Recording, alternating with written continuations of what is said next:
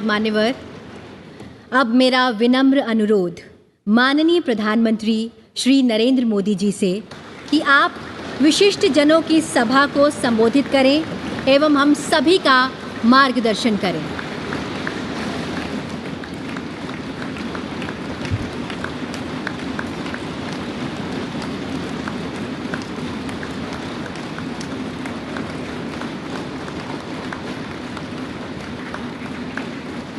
आदरणीय उपराष्ट्रपति जी, आदरणीय स्पीकर महोदय, मंच पर विराजमान सभी वरिष्ठ महानुभाव और 140 करोड़ देशवासियों के प्रतिनिधि, सभी माननीय सांसदगण, आपको और देशवासियों को गणेश चतुर्थी की अनेक अनेक शुभकामनाएं।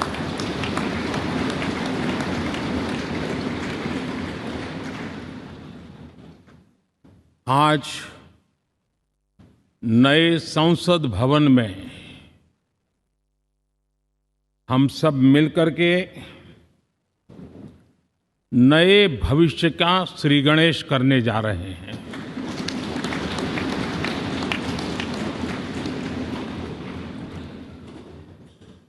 आज हम यहाँ विकसित भारत का संकल्प दोहराना,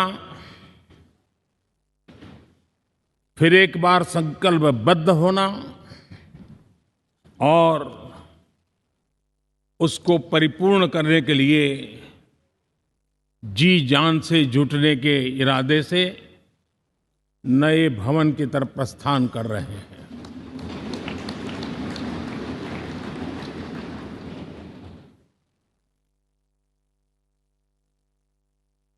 सम्माननीय सभागृह, ये भवन और उसमें भी ये सेंट्रल हॉल एक प्रकार से हमारी भावनाओं से भरा हुआ है। हमें भावुक भी करता है और हमें हमारे कर्तव्य के लिए प्रेरित भी करता है। आजादी के पूर्व ये खंड एक प्रकार से लाइब्रेरी के रूप में इस्तेमाल होता था, लेकिन बाद में संविधान सभा की बैठक यहाँ शुरू हुई और उन संविधान सभा की बैठकों के द्वारा गहन चर्चा विचारणा कर करके हमारा संविधान यहीं पर आकार लिया। यहीं पर 1947 में अंग्रेजी हुकूमत ने सत्ता हस्तांतरण किया, उस प्रक्रिया का भी साक्षी हमारा ये सेंट्रल हॉल है। इसी सेंट्रल हॉल में भारत के तिरंगे को अपनाया गया, हमारे राष्ट्रगान को अपनाया गया और ऐतिहासिक अवसरों पर आजादी के बाद भी सभी सरकारों के दरमियान अनेक अवसर आए जब दोनों सदनों ने मिलकर के यहाँ पर भारत के भाग्य को गढ़ने के पर विचार किया, सहमति बनाई और निर्णय भी किए। 1952 के बाद दुनिया के करीब 41 राष्ट्राध्यक्षों ने इस सेंट्रल हॉल में हमारे सभी माननीय सांसदों को संबोधित किया है।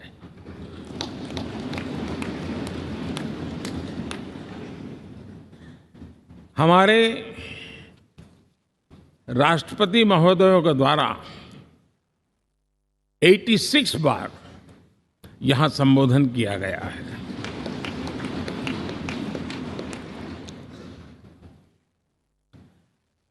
बीते 7 दशकों में जो भी साथी इन जिम्मेवारियों से गुजरे हैं, जिम्मेवारियों को संभाली है, अनेक कानूनों, अनेक संशोधन और अनेक सुधारों का हिस्सा रहे हैं। अभी तक लोकसभा और राज्यसभा ने मिलकर करीब करीब 4000 से अधिक कानून पास किए हैं।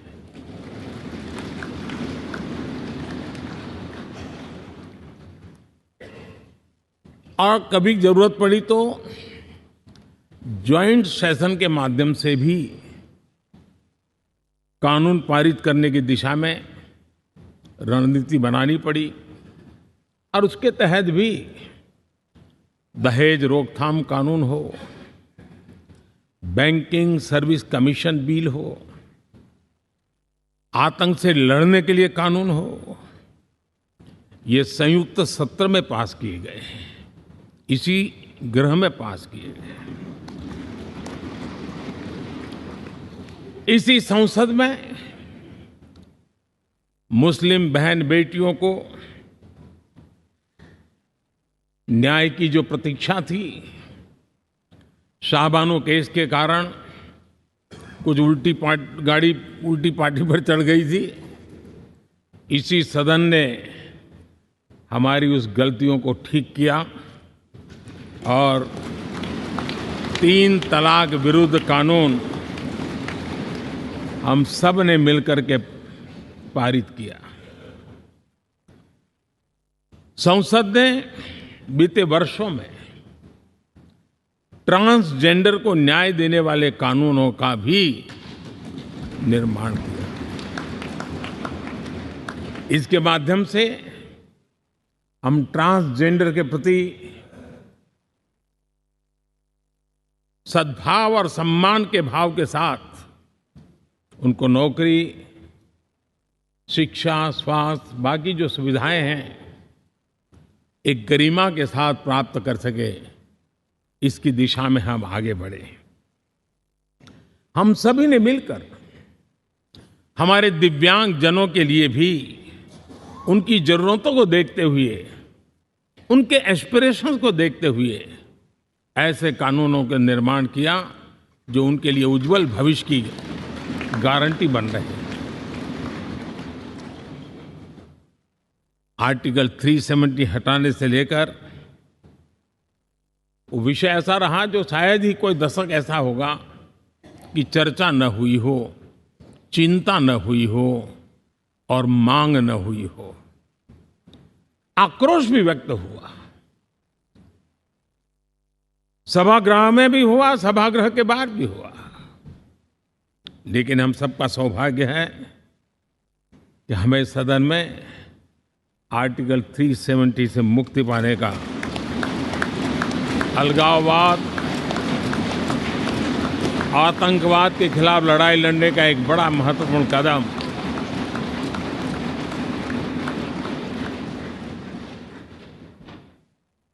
और इस महत्वपूर्ण काम में माननीय सांसदों की, संसद की बहुत बड़ी भूमिका है। जम्मू कश्मीर में इसी सदन में निर्मित हुआ संविधान हमारे पूर्वजों ने दिया हुआ वो महामूल्य दस्तावेज जम्मू कश्मीर में लागू करते हैं तो इस मिट्टी को प्रणाम करने का मन करता है। आज जम्मू और कश्मीर शांति और विकास के रास्ते पर चलने के लिए प्रतिबद्ध हुआ है और नए उमंग, नए उत्साह, नए संकल्प के साथ जम्मू कश्मीर के लोग आगे बढ़ने का कोई मौका अब छोड़ना नहीं चाहते हैं। ये दिखाता है कि संसद के सदस्यों ने मिलकर के संसद के भवन में कितने महत्वपूर्ण काम किए हैं। माननीय सांसदगण, लाल किले से मैंने कहा था, यही समय है, सही समय है।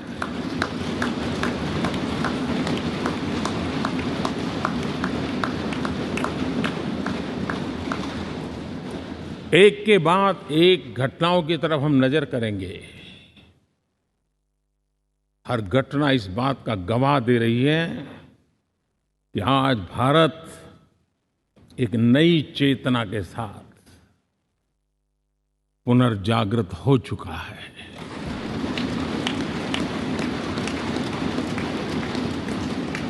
भारत नई ऊर्जा से भर चुका है और यही चेतना, यही ऊर्जा इस देश के कोटि-कोटि जनों के सपनों को संकल्प में परिवर्तित कर सकती है और संकल्प को परिश्रम की पराकाष्ठा कर करके सिद्धि तक पहुंचा सकती है। ये हम देख सकते हैं।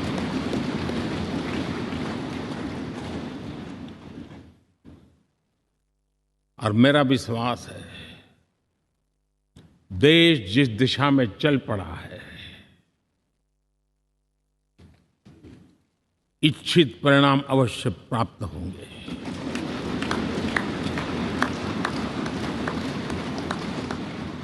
हम गति जितनी तेज करेंगे, परिणाम उतने जल्दी मिलेंगे।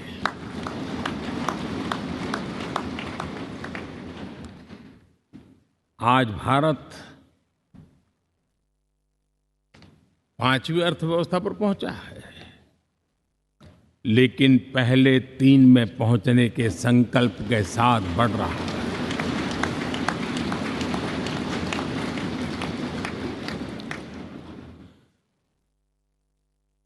और मैं जिस स्थान पर बैठा हूं, जो जानकारियां प्राप्त होती है, उसके आधार पर विश्व के गणमान्य लोगों से बातचीत करता हूं, उसके आधार पर मैं बड़े विश्वास से कह रहा हूं, हम में से कुछ लोगों की निराशा हो सकती है, लेकिन दुनिया आश्वस्त है कि भारत टॉप 3 में पहुंच के रहेगा।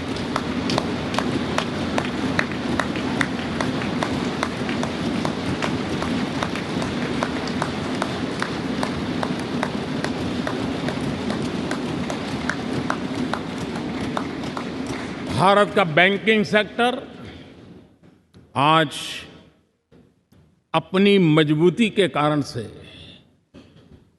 फिर एक बार दुनिया में सकारात्मक चर्चा का केंद्र बना हुआ है।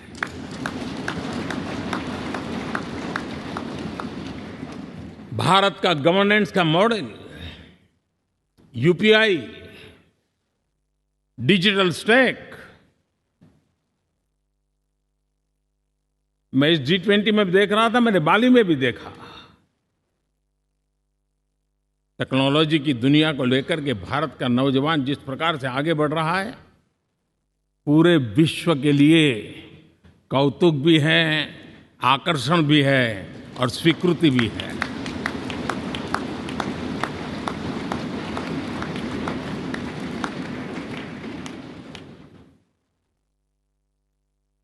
हम सब उस ऐसे कालखंड में हैं, मैं कहूंगा हम लोग एक भाग्यवान लोग हैं। ऐसी भाग्यवान समय में हमें कुछ दायित्व निभाने का अवसर आया है और हमारा सबसे बड़ा भाग्य है कि आज इंडियन एस्पिरेशंस उस ऊंचाई पर हैं जो शायद पिछले 1000 साल में नहीं रहे होंगे।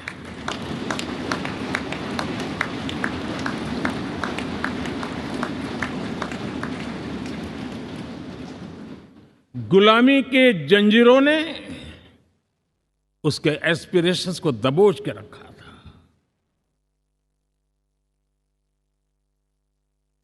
उसकी भावनाओं को तहस नहस कर दिया था।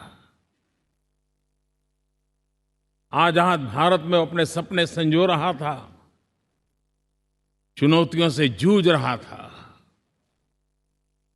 लेकिन मिलकर के आज जहां पहुंचे हैं, अब वहां वो रुकना नहीं चाहता है। वो एस्पिरेशनल सोसाइटी के साथ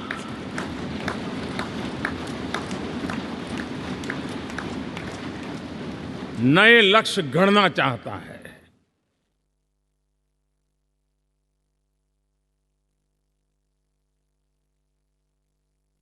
जब एस्पिरेशन सोसाइटी सपने संजोते ही हो, संकल्प लेकर के निकल पड़ी हो, तब पुराने कानूनों से मुक्ति पाकर नए कानूनों का निर्माण करके उज्जवल भविष्य के लिए एक मार्ग प्रशस्त करने का दायित्व हम सभी सांसदों का सविशेष होता है। संसद में बनने वाला हर कानून, संसद में होने वाली हर चर्चा, संसद से जाने वाला हर संकेत इंडियन एस्पिरेशन को बढ़ावा देने के लिए ही होना चाहिए। ये हम सबकी भावना भी है, कर्तव्य भी है और एक एक देशवासी की हमसे अपेक्षा भी है।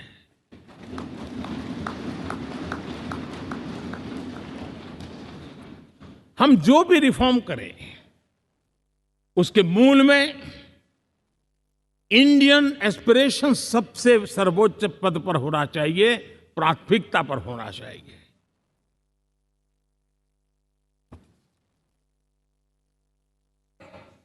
लेकिन मैं बहुत सोच समझ करके कहना चाहता हूं, क्या कभी छोटे कैनवास पर कोई बड़ा चित्र बना सकता है क्या?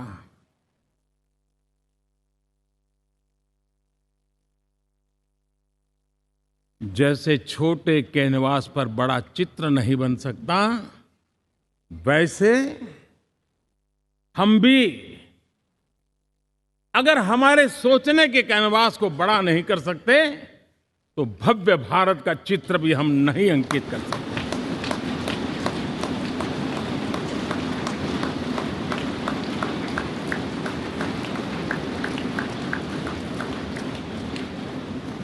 पचहत्तर साल का हमारे पास अनुभव है। हमारे पूर्वजों ने जो कुछ भी रास्ते बनाए, उससे हमने सीखा है। हमारे पास एक बहुत बड़ी विरासत है। इस विरासत के साथ अगर हमारे सपने, हमारे संकल्प जुड़ जाए, हमारा सोचने का दायरा बदल जाए, हमारा कैनवास बड़ा हो जाए, तो हम भी उस भव्य भारत के चित्र को अंकित कर सकते हैं, उस तस्वीर का खाका खींच सकते हैं, उसमें रंग भरने का काम हम भी कर सकते हैं और आने वाली पीढ़ी को वो भव्य दिव्य मां भारती के हम उनको सुपुर्द कर सकते हैं। दोस्तों, अमृतकाल के 25 वर्षों में भारत को अब बड़े कैनवास पर काम करना ही होगा। अब हमारे लिए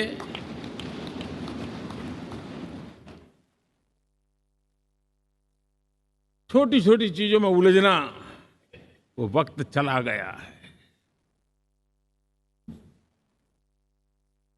हमें आत्मनिर्भर भारत बनाने के लक्ष्य को सबसे पहले परिपूर्ण करना चाहिए और हमसे शुरुआत होती है, हर नागरिक से शुरुआत होती है। और आज दुनिया में भी एक समय ऐसा था कि लोग मुझे कहते थे, हमारे बड़े बड़े बुद्धिजीवी और अर्थशास्त्री लिखते थे कि मोदी आत्मनिर्भर की बात करता है तो मल्टीलेटरलिज्म के सामने चुनौती तो बन नहीं जाएगा, ग्लोबल इकोनॉमी के जमाने में ठीक तो नहीं होगा।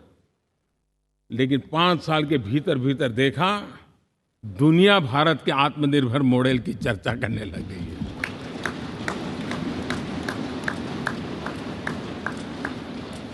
और कौन हिंदुस्तानी नहीं चाहेगा कि डिफेंस सेक्टर में आत्मनिर्भर हो, एनर्जी सेक्टर में हम आत्मनिर्भर हो, एडिबल ऑयल, क्या इस देश को आत्मनिर्भर नहीं होना चाहिए? कृषि प्रधान देश हम कहते हैं। खाने का तेल क्या देश बाहर से लाएगा? बहुत समय की मांग है कि हमें आत्मनिर्भर भारत को संकल्प को पूरा करना, ये हम सबका दायित्व है। उसमें दल आड़े नहीं आते हैं, सिर्फ दिल चाहिए, देश के लिए चाहिए।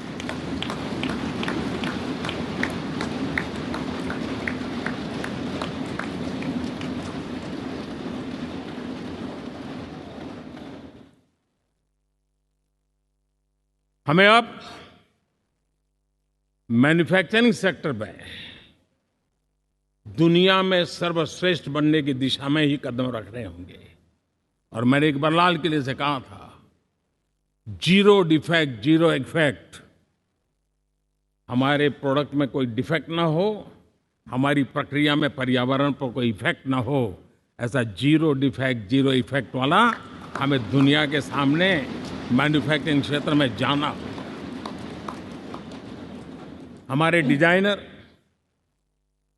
हमारे यहाँ निर्माण हो रही डिजाइन्स, हमारे सॉफ्टवेयर, हमारे एग्रीकल्चर प्रोडक्ट्स, हमारे हस्तशिल्प, हर क्षेत्र में अब हमें वैश्विक मापदंडों को पार करने के इरादे से ही चलना चाहिए, तब जाकर के विश्व के अंदर हम अपना झंडा फहरा सकते हैं। मेरे गांव में मेरा सबसे अच्छा माल हो, इतनी बात नहीं चलेगी। मेरे राज्य में मेरा सबसे अच्छा प्रोडक्ट नहीं चलेगा, मेरे देश में मेरा सबसे अच्छा प्रोडक्ट नहीं चलेगा, दुनिया में मेरा प्रोडक्ट सबसे अच्छा होगा, ये भाव मुझे पैदा होगा।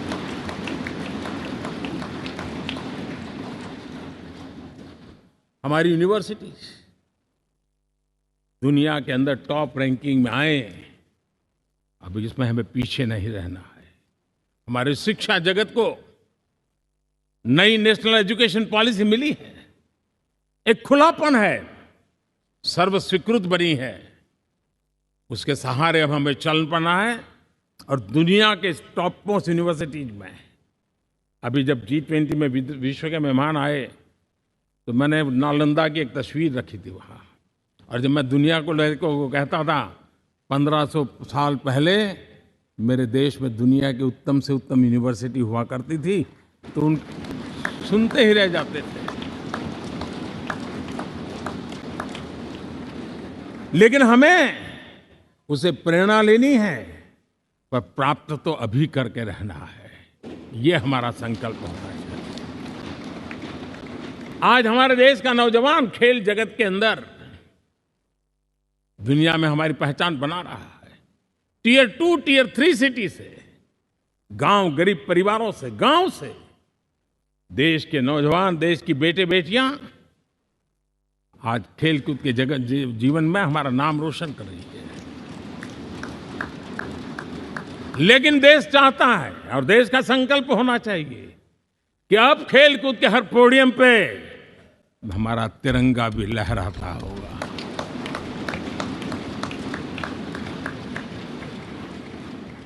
हमें अब पूरा हमारा दिमाग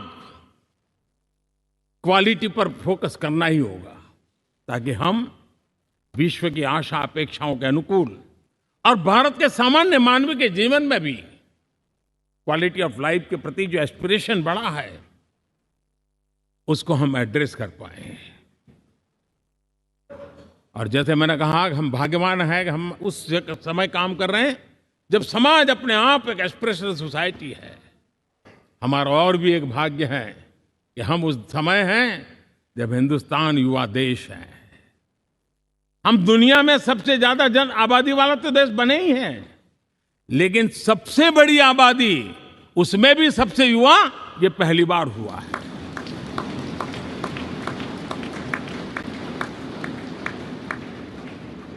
जिस देश के पास ये युवा शक्ति हो, युवा सामर्थ्य हो, तब हमें उसकी टैलेंट पे भरोसा है। हमें उसकी संकल्प शक्ति पे भरोसा है, उसकी साहस में हमें भरोसा है। और इसलिए हम चाहते हैं कि दुनिया में भारत का युवा अग्रिम पंक्ति में नजर आना चाहिए, वो स्थिति पैदा होनी चाहिए। आज पूरी दुनिया को स्किल्ड मैन पावर की बहुत बड़ी जरूरत है और भारत विश्व की इस आवश्यकता की पूर्ति के लिए अपने आप को सज्ज कर सकता है और उन आवश्यकताओं को पूरी कर करके दुनिया में अपनी एक जगह भी बना सकता है। और इसलिए विश्व में उनकी आवश्यकता के लिए किस प्रकार के मैन पावर की जरूरत है, किस प्रकार के उनको ह्यूमन रिसोर्स की जरूरत है, उस स्किल मैपिंग का काम भी चल रहा है और उस स्किल मैपिंग के अनुसार भारत के अंदर स्किल डेवलपमेंट की तरफ हम बल दे रहे हैं। और जितना ज्यादा हम स्किल डेवलपमेंट पर बल देंगे, भारत के नौजवानों का सामर्थ्य विश्व में अपना डंका बजाने में कोई कमी नहीं रखेगा। और हिंदुस्तानी जहां गया है उसने अच्छाई की छाप छोड़ी है, कुछ कर गुजरने की छाप छोड़ी है। ये सामर्थ्य हमारे अंदर पहले से पड़ा हुआ है और हमारे पहले जो लोग गए हैं उन्होंने इससे छवि भी बना के रखी हुई है। आपने देखा होगा पिछले दिनों करीब 150 नर्सिंग कॉलेज एक साथ खोलने का निर्णय किया। पूरे दुनिया में बहुत बड़ी रिक्वायरमेंट है नर्सिंग की। हमारी बहन, हमारी बेटियां, हमारे बेटे उस क्षेत्र में दुनिया में पहुंच सकते हैं, आसानी से पहुंच सकते हैं। पूरे विश्व की जरूरत है और ये तो मानवता का काम है जिसमें हम पीछे नहीं रहेंगे। आज मेडिकल कॉलेजेस का इतना व्यापक रूप से निर्माण देश की आवश्यकता तो पूरी करनी ही करनी है, दुनिया की आवश्यकताओं में भी योगदान दे सकते हैं। कहने का तात्पर्य यही है, हर छोटी चीज पर बारीकी से ध्यान देते हुए, उस पर अपना ध्यान केंद्रित करते हुए हमें आगे बढ़ना है। हमें भविष्य के लिए सही समय पर सही फैसले भी लेने होते हैं। हम फैसलों को टाल नहीं सकते हैं। हम राजनीतिक लाभ नुकसान के गणा भाग के अंदर अपने आप को बंधित नहीं बना सकते हैं। हमें तो देश के एस्पिरेशन के लिए हिम्मत के साथ नए निर्णय करने होते हैं। आज सोलर पावर के सफल मूवमेंट्स हमारी भावी पीढ़ी के लिए एनर्जी क्राइसिस से मुक्ति की गारंटी दे रहा है। आज मिशन हाइड्रोजन आने वाले दिनों में जो एनवायरनमेंट की चिंता है, जो टेक्नोलॉजी में बदलाव आ रहा है, उसके समाधान का रास्ता देने का सामर्थ्य रखती है। आज हमारा सेमीकंडक्टर जिस प्रकार से जीवन चलाने में हमारे हृदय की जरूरत रहती है, वैसे ही आज हमारी टेक्नोलॉजी चिप्स के बिना चल नहीं सकती और सेमीकंडक्टर उसके लिए बहुत अनिवार्य हैं। उस दिशा में हम आगे जाकर के इलेक्ट्रॉनिक मैन्युफैक्चरिंग में कोई रुकावट ना आए और जीवन कहीं अटक न जाए, उसलिए एक बहुत बड़ी मात्रा में हम काम कर रहे हैं। जल जीवन मिशन, हर जिले में 75 अमृत सरोवर, हमारी भावी पीढ़ी को, हमारे बच्चे उनको कभी पानी के बिना तरसना न पड़े, इसकी चिंता हम आज कर रहे हैं। विश्व के बाजार में हमारा हर व्यापार कारोबार पहुंचे, कॉम्पिटिटिव ताकत के साथ खड़ा रहे, लॉजिस्टिक सिस्टम को और अधिक कम खर्च वाला बनाना, एफिशिएंट बनाना, उस दिशा में हम बहुत नीतियां लेकर के चल रहे हैं। आज समय की मांग है कि भारत का एक ऐसा भारत का हम निर्माण करें। नॉलेज, इनोवेशन, ये समय की मांग है और दुनिया में हमें अग्रिम पंक्ति में जाने का ये रास्ता भी है। और इसलिए पिछले हमने समय नेशनल एजुकेशन पॉलिसी के साथ साथ टेक्नोलॉजी के बढ़ावे के लिए हमने रिसर्च और इनोवेशन का एक कानून भी पारित किया है, ताकि हमारे देश के नौजवानों को इस इनोवेशन के और चंद्रयान 3 की सफलता के बाद देश के नौजवानों के मन में विज्ञान की तरफ आकर्षण बढ़ रहा है। हमें मौका गंवाना नहीं है। हमारी युवा पीढ़ी को हमने रिसर्च और इनोवेशन के लिए पूरे अवसर देने हैं और इस इकोसिस्टम को बनाने के लिए हमने एक उज्जवल भविष्य के निर्माण की नींव रखी है। आदरणीय बंधुगण, सामाजिक न्याय ये हमारी पहली शर्त है। बिना सामाजिक न्याय, बिना संतुलन, बिना समभाव, बिना समत्व हम इच्छित परिणामों को घर के भीतर प्राप्त नहीं कर सकते। लेकिन सामाजिक न्याय की चर्चा बहुत सीमित बन के रह गई। हमें उसको व्यापक रूप में देखना होगा। हम किसी गरीब को कोई सुविधा दें, किसी समाज में दबे कुचले व्यक्ति को कोई सुविधा दें, वो तो सामाजिक न्याय की एक प्रक्रिया है।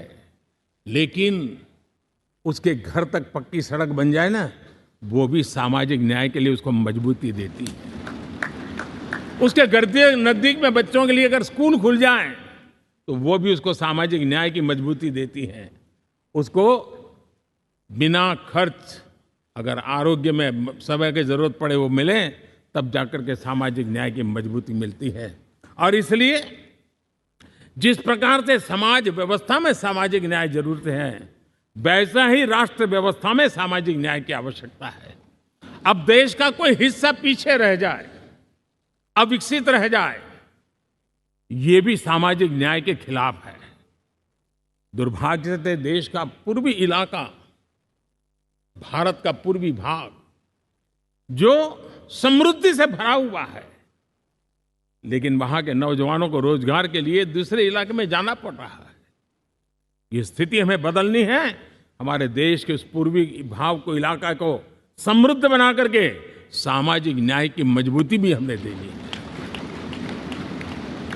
असंतुलित विकास, शरीर कितना भी स्वस्थ क्यों न हो, लेकिन एक उंगली को भी अगर लकवा मार गया है तो शरीर स्वस्थ नहीं माना जाता है।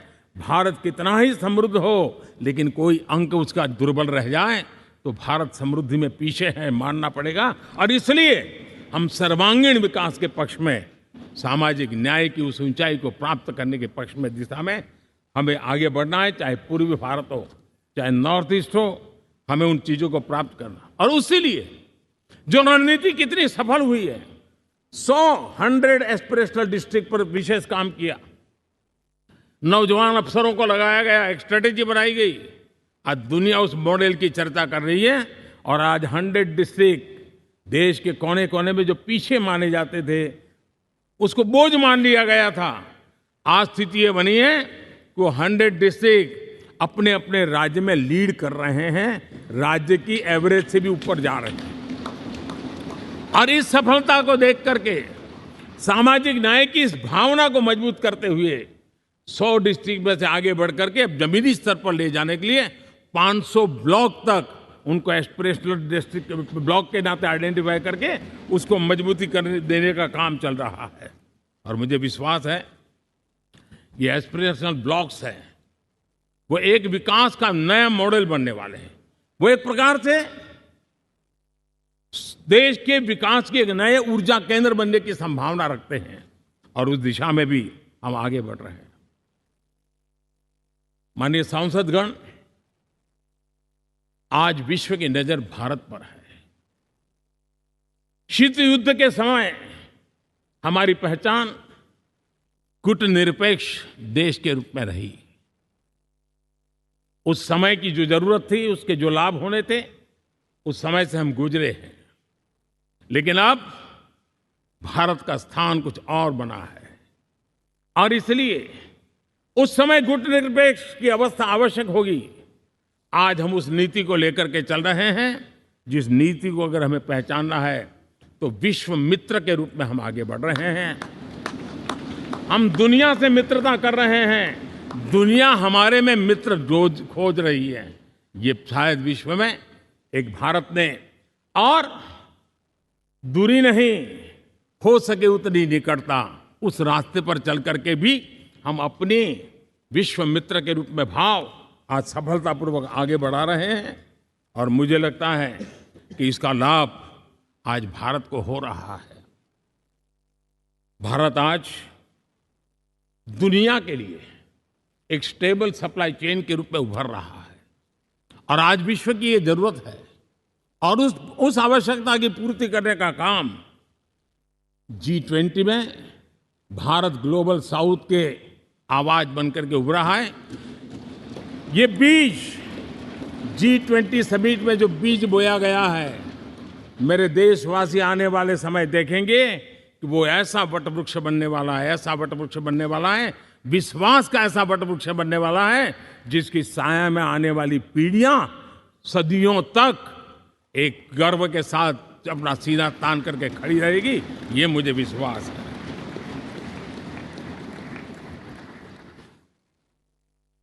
इस G20 में एक बहुत बड़ा काम हमने किया है, बायोफ्यूल अलायंस का। हम विश्व के नेतृत्व करते रहे, दिशा दे रहे हैं और विश्व को बायोफ्यूल अलायंस में दुनिया के सभी देश देखते ही देखते उसकी सदस्यता ले रहे थे और एक बहुत बड़ा आंदोलन खड़ा होने जा रहा है और जिसका नेतृत्व ये हमारा भारत कर रहा है। छोटे छोटे महाद्वीप, उनके साथ भी आर्थिक कॉरिडोर बनाने की दिशा में हमने बड़ी मजबूती के साथ कदम उठाए हैं। आदरणीय बंधुगण, आदरणीय उपराष्ट्रपति जी, आदरणीय स्पीकर महोदय, आज हम यहां से विदाई लेकर के नए भवन में जा रहे हैं, संसद के नए भवन में बैठने वाले हैं और ये शुभ है, गणेश चतुर्थी के दिन बैठ रहे हैं।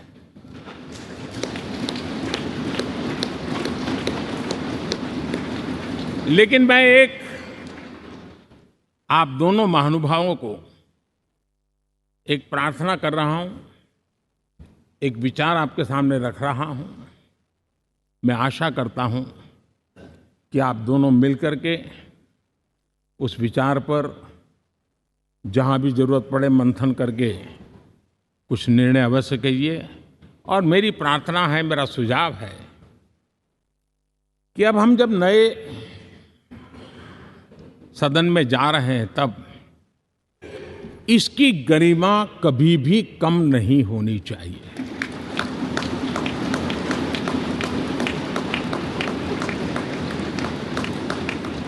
इसे सिर्फ पुरानी पार्लियामेंट कह करके छोड़ दें, ऐसा नहीं होना चाहिए। और इसलिए मेरी प्रार्थना है कि भविष्य में अगर आप सहमति दे दोनों महानुभाव, तो इसको संविधान सदन के रूप में जाना जाए।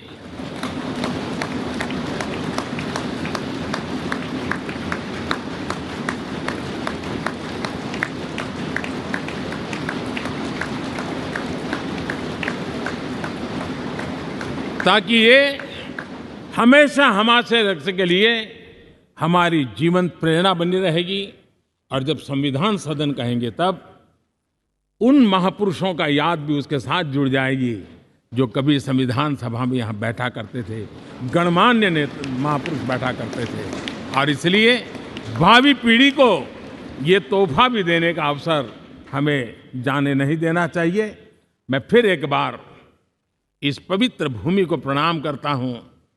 यहाँ पर जो तपस्या हुई है, जन कल्याण के लिए संकल्प हुए हैं, इसको परिपूर्ण करने के लिए 7 दशक से भी अधिक समय से जो पुरुषार्थ हुआ है, उन सबको प्रणाम करते हुए मैं मेरी वाणी को विराम देता हूँ और नए सदन के लिए आप सबको शुभकामनाएं देता हूँ। बहुत बहुत धन्यवाद।